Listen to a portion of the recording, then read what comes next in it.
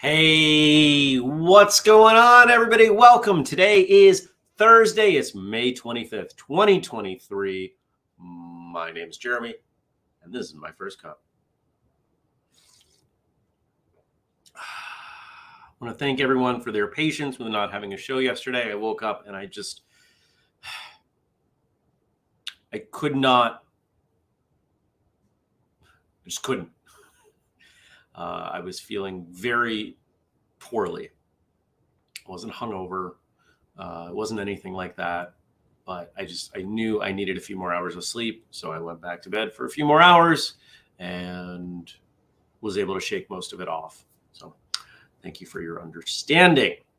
Who's here? I want to say good morning to Frank and Gad and Dennis and all the rest of you out there, whether you're watching live later or listening. Thanks for coming by.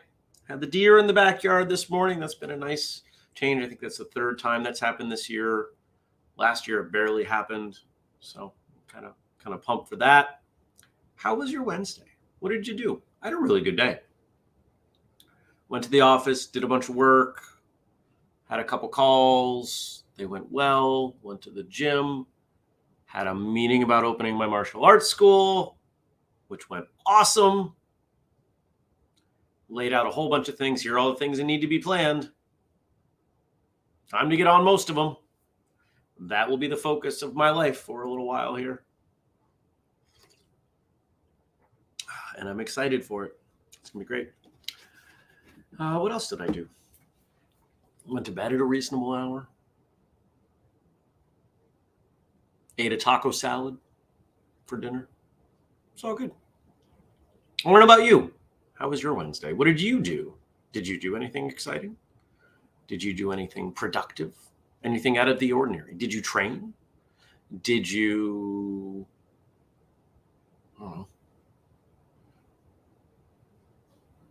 Did you see a possum?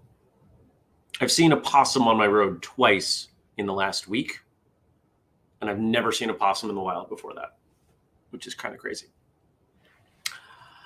So what's going on today? Today's Thursday. We have a new episode of Martial Arts Radio. Chat about that in just a moment. But other than that, it is a meeting day. How many meetings? Let's see. How many meetings do I have? Frank says, stop that. That doesn't need to be making that much noise. Frank says, Jeremy is all about those tacos. He really is. I'm a fan. Oh, I have a dental cleaning this morning. Then I see 1, 2, 3, 4, 5, 6. 6 meetings during the day, and then we have a core team meeting tonight. Stacy's reminding me. Meeting night. Yes. Core team meeting tonight as we talk about all sorts of things. Biggest thing on my plate for tonight for us to talk about, Martial Summit. November 9th through 12th, Keene, New Hampshire. Do not miss it. You will be sorry. I don't mean that in like a vindictive way. I just mean you'll be sorry if you miss this event. Not attending would be very silly. The things that we have planned, yeah, gonna be great. So today, episode Martial Arts Radio. I'm pretty sure I remember what one this is, but I'm gonna double check anyway, just in case I'm wrong. Stacy says, Stacy's all about reminding herself that there's a meeting tonight. There is a meeting tonight. Here we go. We go over here, and then we do this, and we look at this, and we double check. Yeah. So, back in January, when we did the State of the Martial Arts address, one of the things that I covered was the 6 freedoms of martial arts. Things that we had put together as a team. Well, or I should say I put together, the team signed off on. Today's episode is going a bit deeper on those freedoms. Andrew and I talked about it. We've got some of his thoughts on these freedoms. He's on board with all of them, but we go a little bit deeper. So even if you did check out that State of the Union, State of the Martial Arts, I hope that you will check out today's episode as well, because these are important subjects, and it's something that I believe is going to become increasingly more important and something we likely lean into more and more as time goes on. So check that out. Video version on YouTube, audio version in your podcast feed. Good morning, Jenny. Gad says he trained at home yesterday and for the first time filmed himself doing the forms. Very helpful to see yourself and know what to improve. Thanks again for the tip, Jenny. I've said this before. This little thing right here is the most underrated training tool we have. The ability to know in very quick time, or real time if you somehow stream your camera to your TV, what you look like versus how something feels is an amazing tool. If you've ever taught anyone, you know that you might say, well, you did this. No, I didn't. Especially with kids, right? Because it doesn't feel like they did. But if they can see it, then they can start to adjust. Okay, when I do this, it feels like this, but it looks like this. So I need to do it so it feels like this to look like this. And then they get it. Good morning, Tommy. Good morning, Brian. Jenny played on the playground and had lunch under a tree with Lilith. I played so hard that I had to skip Superfoot Dojo last night. Worth it. That's funny.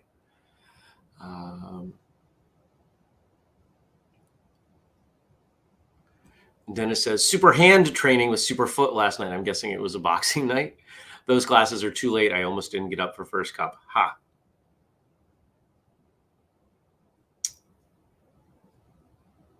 And I'll share it even though I'm not getting the joke. Gad says, and if dressed in red, all about the chimichangas. Chimichangas, Marvel reference.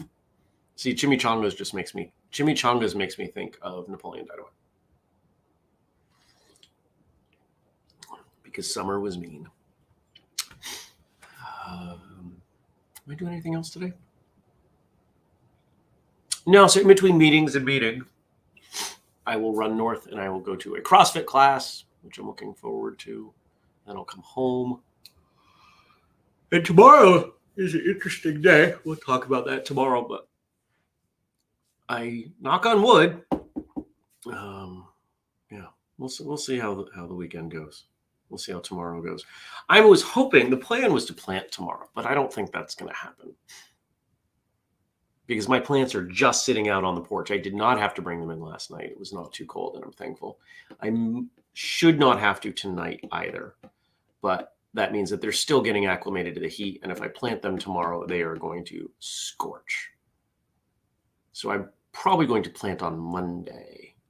And that means I have several hours tomorrow, and I'm not sure what I will do. Maybe I will be catching up on email. Who knows?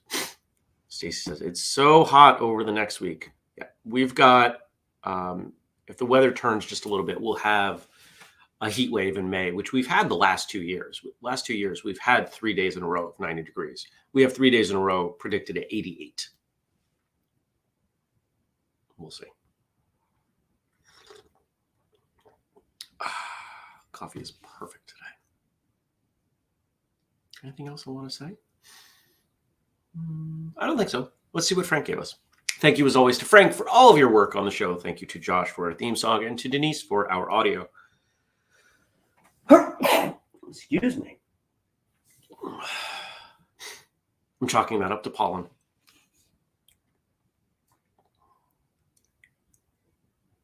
Oh, Stacey says one of those hot days is marathon day. Oh, here's another sneeze.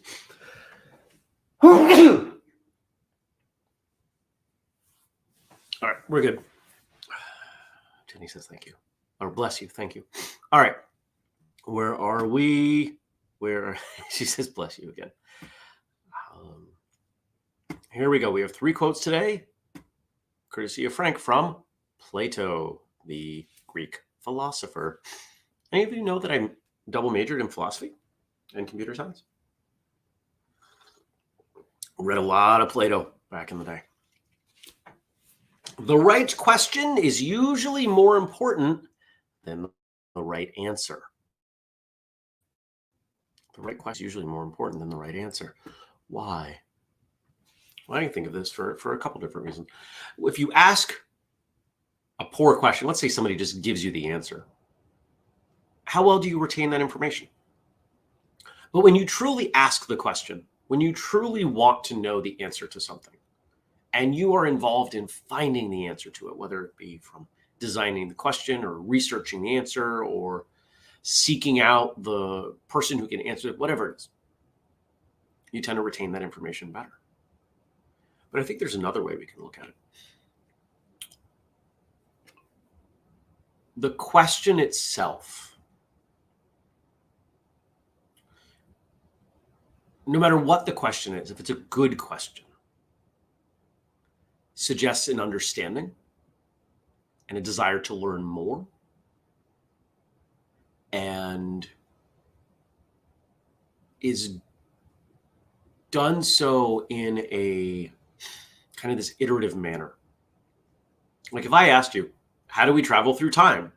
That would be a poor question because you don't have the answer. And I know you don't have the answer. And even if I was to ask all but, let's say, a handful of the best physicists alive, how do you travel through time? Their answers are going to be so completely theoretical that they don't advance the conversation, that I don't really get any understanding out of it. I didn't benefit from the question. But if we ask a question, how do I make this form better? What does that say about you asking the question? That you know it can be better, that you believe the person you've asked can help you make it better, that you're willing to make it better. You want to make it better. And that furthers iteration. If I'm in some kind of basic math class at 2 years old and I start asking you about calculus, even if I can read the question, even if you have the answer, it's too big of a jump. It doesn't make sense. It doesn't help me. I'm not going to retain the information. It's not a good question.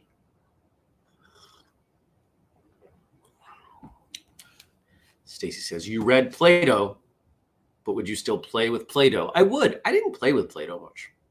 That wasn't a thing that we had at my house.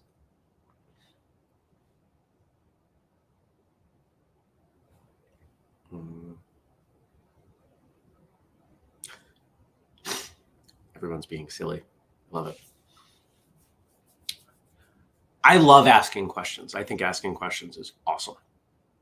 And one of the things that I'm hoping we find a way to balance in the culture of this martial arts school that I'm opening is, how do you support people asking questions without it going too far, right? If you've taught kids, you know that the moment you entertain one question, you get all sorts of questions, and most of them are not good questions because the kid just wants to ask a question. Pardon my sniffling. But if we can find a way, maybe there's a time, maybe we'll have time at the end of class for questions. I think that could work. All right, what's our next one here? A wise man speaks because he has something to say. A fool because he has to say something. I was having a conversation with a client yesterday about a newer employee who interrupts the boss, interrupts the other people on the team because they want to feel like they know what's going on. They want the approval of the others around them, so they try to say the things first, but they're often wrong. I used to be like this. I used to do this because, one, I was smart, and two, I wanted people's approval. And I learned that people did not like that. So I worked hard to stop doing that. Once in a while, it creeps through.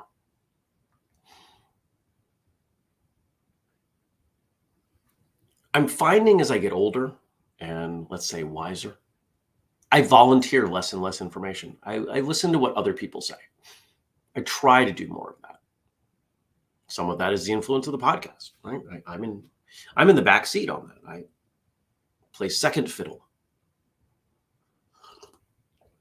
on the interview episodes anyway. The more you say,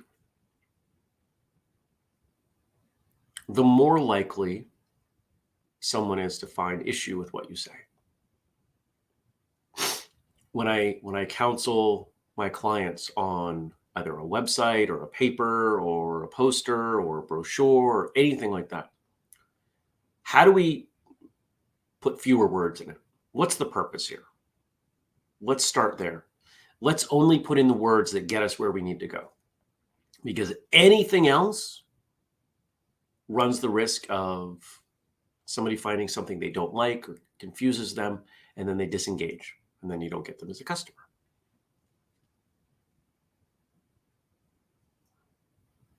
Apparently, everybody's mom hated Play-Doh. That's what I'm seeing in the chat.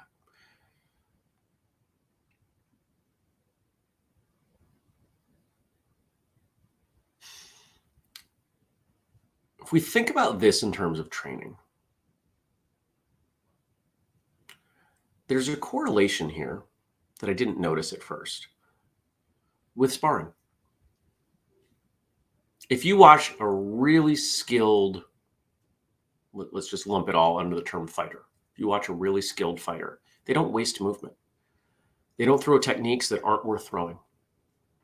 Whereas an unskilled fighter or a new fighter may try to show off or throws far more movements, things that'll never land. They waste energy because they can't handle the silence or the space between them being empty.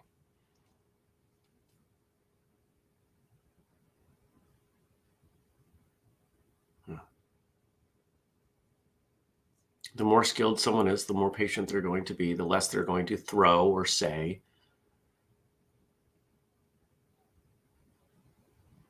Makes sense. All right, what's our next one? Our last one for today from Plato. No one is more hated than he who speaks the truth. The truth is a pesky thing, isn't it? It gets in the way of our again, pardon my sniffling. The other option was to get up and go blow my nose, and that just didn't seem appropriate.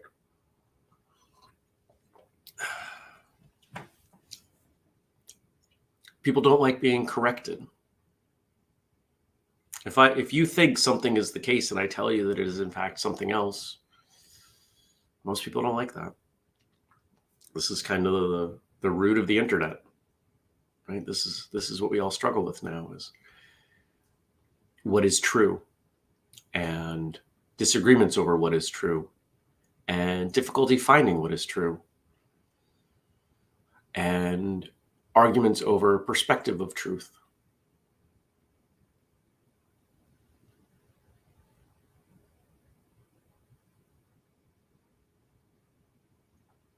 There are objective truths, but most things are not objective. Most things, because they filter through us, are subjective truths. And we forget that. We forget that our perspective is not the only valid one. That's a bummer.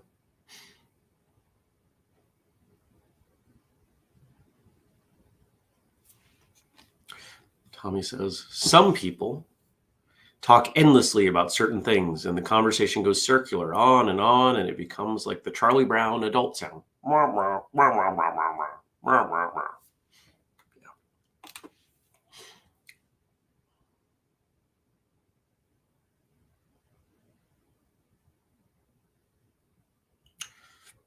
Well, there is always value in knowing the truth and continuing to look for more truth. But it doesn't mean you have to share it. Another sneeze coming.